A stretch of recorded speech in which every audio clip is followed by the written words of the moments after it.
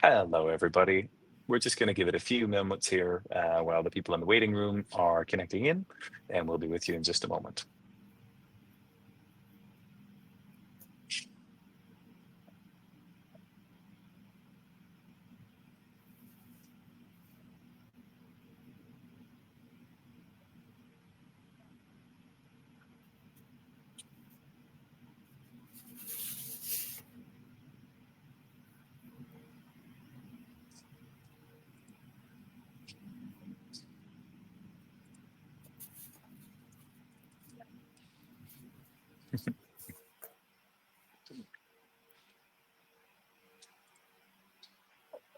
Just once again, for anybody who's just joining, we're going to give it one more minute for the people that are in the waiting room to join in and connect.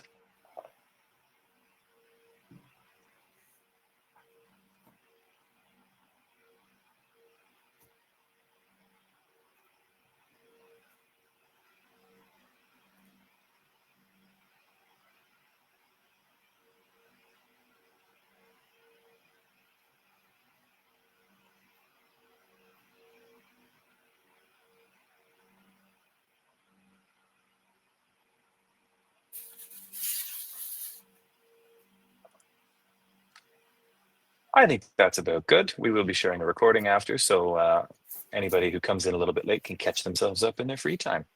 So hello and welcome, everybody. Thanks for taking a little bit of time out of your day. I'm sure everybody has a very busy schedule here, but welcome to our Compliance Masterclass for HR on international business travel and all things travel compliance. This is our first in what we hope to be 8 sessions for the critical risks for HR teams and on how to master compliance for business travel. Just a couple of housekeeping notes. We'll try to keep this nice, tight and tidy. About 30 minutes today. We want to leave space for questions. And for any questions, there is a feature in the Livestorm app, as you can see on the right side, where you can post a public question. We will be doing everything we can to address those in the session. If they're more pertinent to some of the later sessions, we will make sure to either answer them offline or to port those into one of the more specific masterclasses pertinent to the specific topics. So with that, I think we'll crack on. So it's a fairly simple agenda for today. We want to really dig in on the topic of what international business travel is and talk about why compliance is so important. But before we crack into that, you might want to know who we are and what our backgrounds are. So I think I know some of you from the invitation list here, but my name's Brock, and don't mind the accent. I'm from Canada, but I'm based here in Barcelona. I've been in the travel industry about 16 years. My background's in airlines, travel management, and travel tech. I have expatriated or emigrated 3 times, so I'm on both sides of the giving and taking world of international compliance. And here at WorkFlex, I'm responsible for all things revenue and operations for the UK markets and generally everything outside of DACH. And I'd like to introduce you to my colleague, Vanessa. Take it away. Well, thank you, Brock. I'm happy to be here. And as already introduced by Brock, my name is Vanessa Lopez.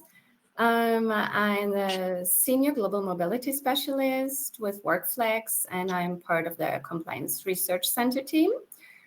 Just like Brock, I have lived in several countries. Among those countries, we have Spain, China, the UK, UAE, Switzerland, before I moved back to Germany.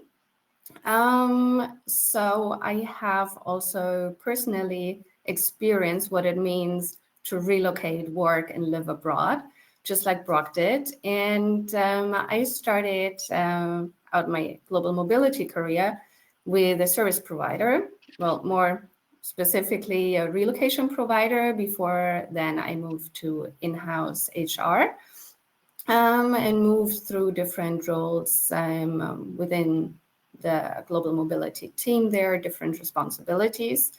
This was an international enterprise with over 100,000 employees, so been seeing pretty much everything what is there to see, even though nobody should say this, I guess, in global mobility, because there is always new things to learn and always things are changing, right, Brock?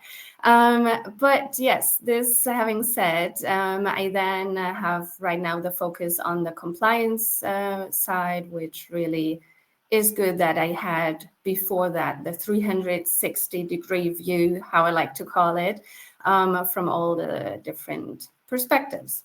But Yeah, that's being said, Brock, back to you. Vanessa is one of the wonderful colleagues that I have who gets really excited when talking about all things compliance. And I'm so glad there's people in the world for that, because we really do need this.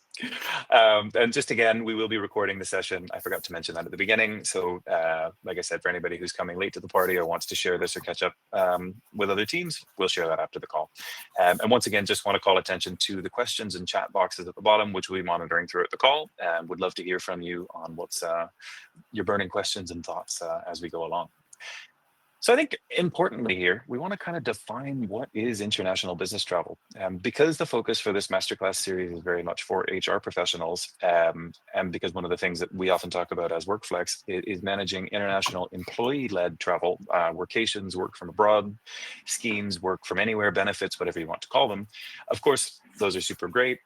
But when it comes down to the core day-to-day of business actually happening and people crossing borders, business travel is pretty important to properly define.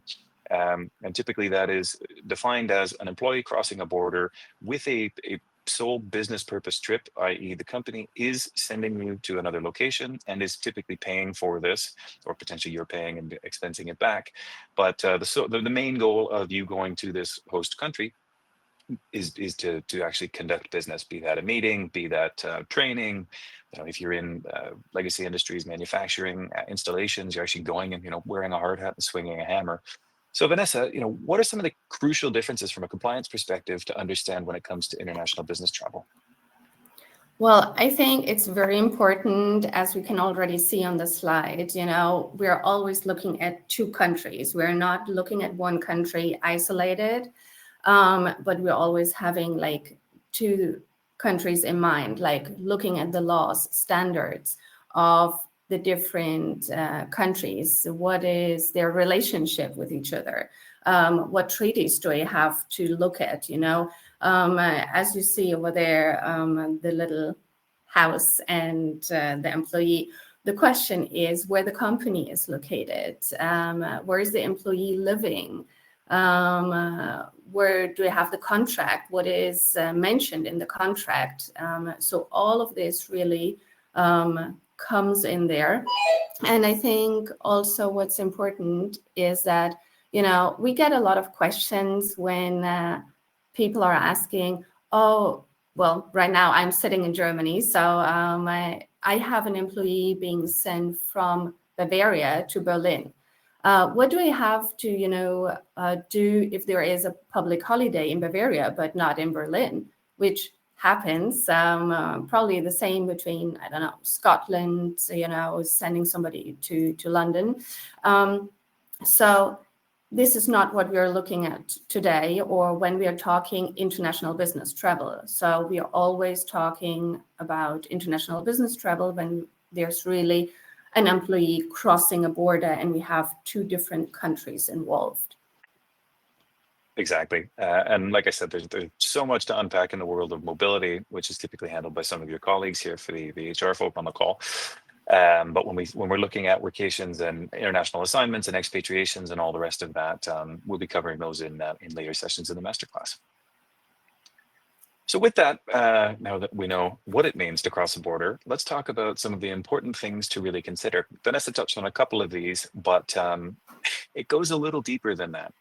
And I always like to speak about the difference between employee-led travel and business-led travel, especially when talking to our HR pals, because while the main levers to consider are very much the same, the responsibility and sort of reporting lines for all of these can be quite different. And especially with business travel, the duty of care really sits with the employer. So there are lots of things to consider there. So would you mind taking us through some of those, please, Vanessa? Yes. So as I already mentioned about, like in the previous slide, right? It's not about looking at one country isolated, but it's also about not looking at one law, one regulation really isolated. We need to keep everything in mind. So it starts, already in a company, we have different policies, probably different guidelines that need to be taken into consideration, that the person is acting compliant. But then there's also other, like much higher laws, regulation that need to be followed. For example, we have the EU regulations about posted workers. We have national laws like labor law. They are different from one country to another, and we have to bear them in mind when we're having, a business trip from one country to another. We need to wrap our mind around, do I need to look at it only in my home country, or do I also need to consider maybe certain things of the host country? So we'll touch a little bit more in detail those, dimensions in the coming minutes, and then also in the deep dive sessions, I think. Yeah, for sure. And I think there's a couple of interesting things to touch on there as well. And, kind of from the top, when we talk about compliance, there's, as you said at the beginning, Vanessa, so many different variations on the term when it comes to working and the working world, and especially when we're talking about business travel, we're often talking about compliance with the travel policy, which is typically something that's not held or responsibility staying under the HR team, but that's typically your policy management, your spend management, and all of this. And the world that we live in international compliance is kind of a world apart. And two things on there. So I think you're very right in talking about the importance of looking at the home and host country, but there's also the individual that kind of sits in between. You and I are interesting cases. I'm a sole passport holder. I'm just a Canadian boy, but I live here in Spain. But I often travel to the UK because that's my main territory for business. So there's an additional sort of seasoning in the complexity of it because I have a Canadian passport and not an EU passport, which again, we'll talk about when we get into the risk dimensions. But definitely is very important. And I had another thought, but I can't seem to recall it. I'll come back to it if I can. But yeah, exactly that. Not that we want to scare anybody, because we know that everybody's a professional and knows that other companies have some stories, but I think it's really important to talk about why compliance is so important and what some of the things that can happen can look like if you allow things to materialize and not handle things properly. Vanessa, do you want to walk us through some of these examples here? Yes, let me walk you through. But before doing so, as the header already says, if you think compliance is expensive, try non-compliance. And yeah, I really want to emphasize on this because compliance, yes, it can be expensive. It costs money, time, effort to be compliant. But I think, I don't know if we have some,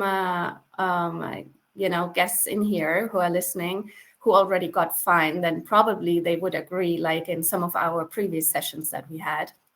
As soon as you get caught, then it will cost much more money. So this is what this statement is trying to say, really. And I think the really tricky part here is that most companies, they wouldn't even know that they are incompliant. Like most companies, they don't, say, oh, I want to be incompliant because my risk appetite is so big. It just happens because they don't know. This is the most, reason why incidents are happening, why companies are getting fined. This having said, let's look at the first case. Bosch got, they went for a final settlement amount of 320 million euro.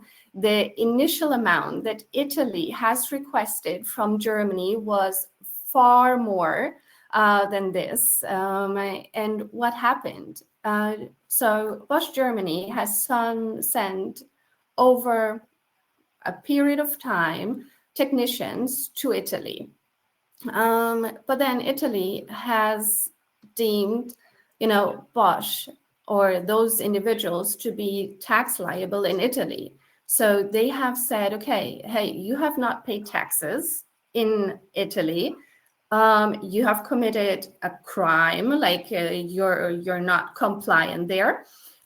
Yes. So basically, there were long court discussions. They have been fighting over it for a long period of time. And in the end, Bosch has settled for the 320 million just to, close the case and avoid any further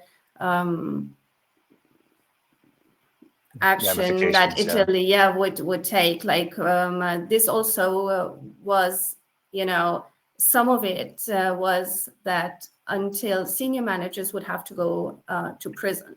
So this is why there was also the settlement amount then agreed upon. Of course, this shows, one isolated case might not trigger those huge fines that you can see here right now on the slide. But what happens if you get caught with one thing? The authorities would know, hey, if there is one incompliant case, probably there are more. And then they start digging and digging, and then they would find something. If you look somewhere, you would find incompliancy, and if so let me not get too excited about this. Focusing on the slides, looking at the next one. Netflix paid €5 million fine, like approximately, if you do the conversion, it was €5 million, because India has deemed Netflix US to have created a permanent establishment over there. The other one, Infosys, with 30 million, also very interesting. It's the largest fine that the US government has ever, given to any company in history. And this was then roughly 30 million, as you can see. The reason was that Infosys has thought, okay, let me send some engineers to the US, and the H-1B visa, which would have been the correct visa, that would have been the work visa, it's a very lengthy process. It costs money, whatever. They have thought, those are some thoughts that I could come up with. So they went for the easier way. They just requested the B1 visa, which is a tourist and business visa if you want to go for meetings, for example. And they have sent a bunch of employees over there on this type of visa. Well, US immigration was not amused, of course. And, well, there you go. A very, very hefty fine of 30 million. I don't have that in my back pocket, unfortunately. No, I think it would cause really bankruptcy if we're looking, not at those huge companies like Bosch with 320 million. Which company can really just, shake it off their arm and do this payment? So I think it's very critical seeing here that really compliance is important, even though it costs money, but the fines, it could be way higher. Well, and this is it. I think there's a couple really important things to call to attention here, just because we've seen some of the companies that have RSVP'd to the session. These are huge numbers, and most certainly small issues that happen across fairly regularly won't amount to this kind of sum. But everybody on here, I'm sure, has a story where somebody in the team or somebody in their network has had to pay something out. And it's also really important to say that most of these penalties or fees or fines don't come from malintention or people specifically trying to be nefarious. It gets tough to manage this kind of thing when everybody's so busy all the time, focused on their specific remit, and things just slip through the cracks. And if nobody picks them up, well, then sometimes the authorities do, and then all of a sudden it becomes everybody's problem. And I'll touch on this a little bit later, but I was speaking with a customer a couple of months ago, and to your point about looking at compliance being a holistic piece to look at, not just one country, but the pair and the actual person and the role that they have, which again we'll talk about in recommendations. But it's important to think on that sort of wider scale when you're looking at developing these processes and policies, because somebody came to us with a very specific piece of information that they received from a very specific professional firm. They asked one direct question about one piece of the compliance puzzle and got one direct answer, but didn't consider the wider the wider situation, and actually ended up having to backpedal and cost themselves, several thousand and several weeks of time in going back and doing all of the documentation there. So while some people might say it's not my responsibility and we don't have the time for this or we don't have the budget, thinking about managing compliance properly is a little bit more thinking like why we pay for insurance, right? I don't pay for insurance on my flat thinking it's going to burn down every 5 minutes, or pay for my motorcycle insurance expecting I'm going to get hit by a bus every time I go for a ride. It's more so that you can have it as your backstop so that things like this don't happen. And again, to the point on malintent or nefarious purposes, that's never the case. But when things like this do hit and affect companies, they affect them holistically. And it's very rare that companies have a slush fund for accidental fines. And this ends up having to be, scrounged for and figured out by the entire organization, which really hurts across, multiple business units and certainly not just, HR or legal. Brooke, you said like fines. Fine is one thing. There's also reputation that company has to consider. Sure. Like those names, they are right now not just here. Like they're in newspapers, they're in the press, they are out there. So you don't want to be on this list. And then I think we spoke about it already with a different client as well. Even in Switzerland, they do have a blame and shame list, how I like to call it, kind of a blacklist. Any violator is being on this list, and it's public. So yeah, anybody can look it up. And of course, you also don't want your name to appear there. I'll try to keep mine off. Yeah. So we've got a few minutes left here. And again, I want to remind everybody that might have a question or a comment about the question and chat feature in the platform. Would love to hear your thoughts, questions, but want to take a minute here just to talk about the 8 specific compliance risks that no matter the reason for an employee crossing from one country to another, these are the crucial, fundamental, baseline things that you have to consider. We'll take you through them on kind of a high level. There's one here in particular that typically is a little bit less understood or known by typically HR functions. So I want to talk into that. But we will be digging into them in a lot more detail in the further sessions in the masterclass. So if you have any questions about any one of these, please do drop them in. And yeah, so Vanessa, do you want to take us through the compliance risks, please? Yes. So let's start with the first one first. Visa and work entitlement. So if we're imagining, the little map on the slide before that we had seen. So let's say we have a UK employee. Let's call him, I don't know, David. So David is right now going to the airport to get off the island, and David is traveling to the US. So then what is the first thing that you have to think of? David wants to go to the airport, get on a plane, and when he lands there, he gets off the plane and, he passes immigration. So you need to think of, what does David need? Yes, Brooke, perfect. You're prepared. You need to have not only your passport, you need to think of really what type of work is this employee performing? Like the previous case I just mentioned from Infosys. Those employees, they had a visa to enter the country. They just had the wrong visa to really perform this type of work, what they were doing over there. Same thing happened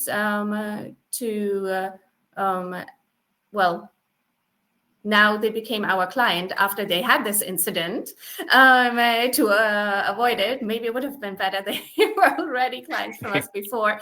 But I really like this example. So they had somebody from, where was it? India, I think, coming to Germany to work in Germany itself, and they entered on a Schengen visa. There was no risk about it. They were able to enter.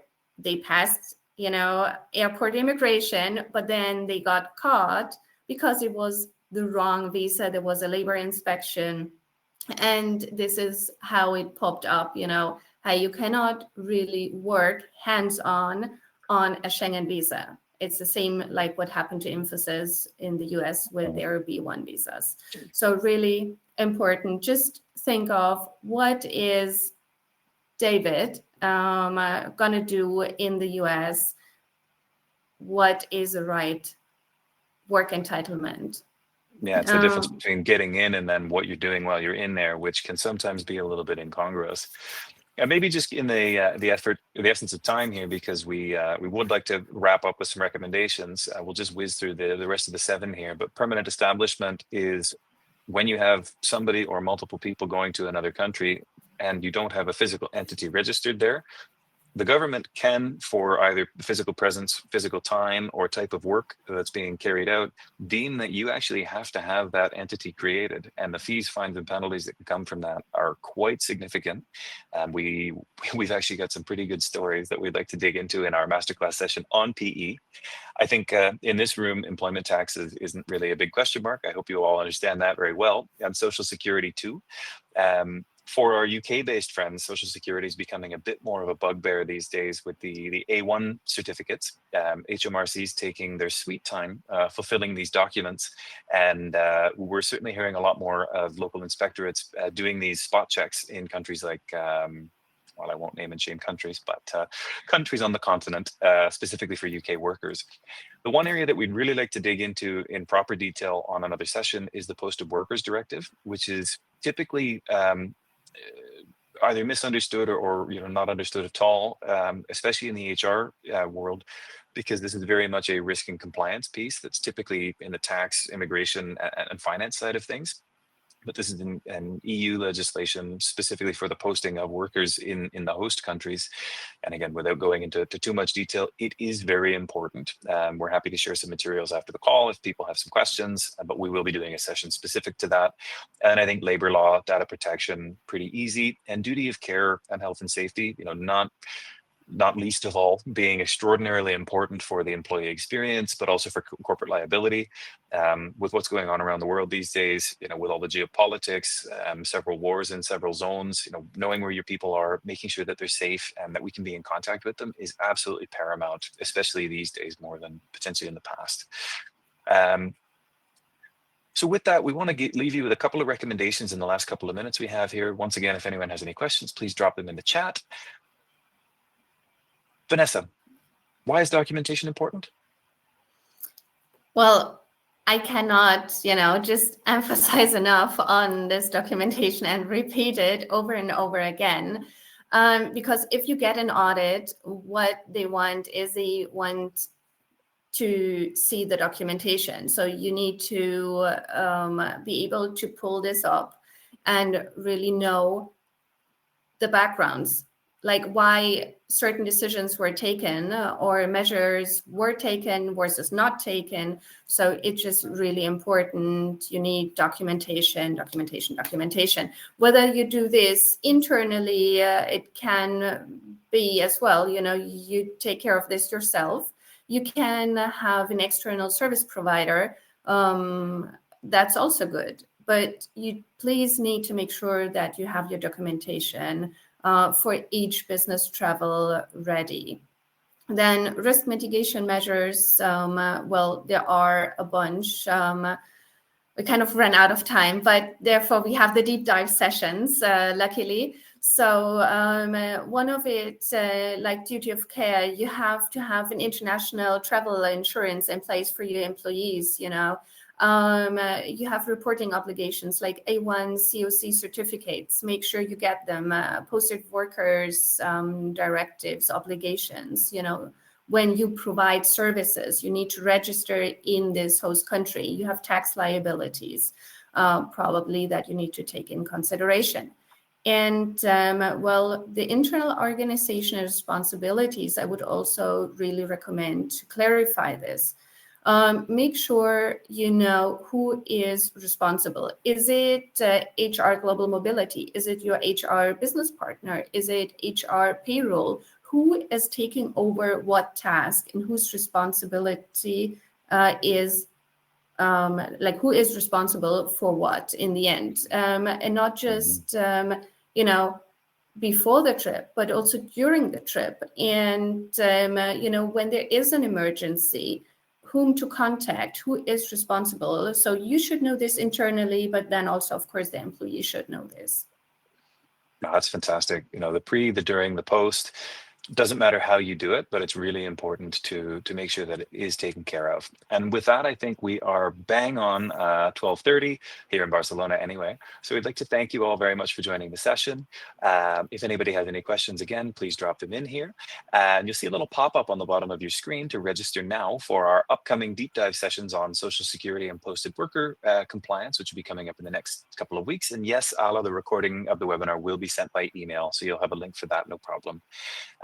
You'll have a direct email for me at the end of the call here. The next deep dive sessions are on October 1st for A1s and October 15th for Posted Workers Directive. The link is down here below. And if you have any questions, please feel free to reach out to me directly. You've got my email and telephone number. Would love to pick this up with you, and wishing you all a wonderful and compliant day. Take care. Thank you. Bye, Vanessa. Bye.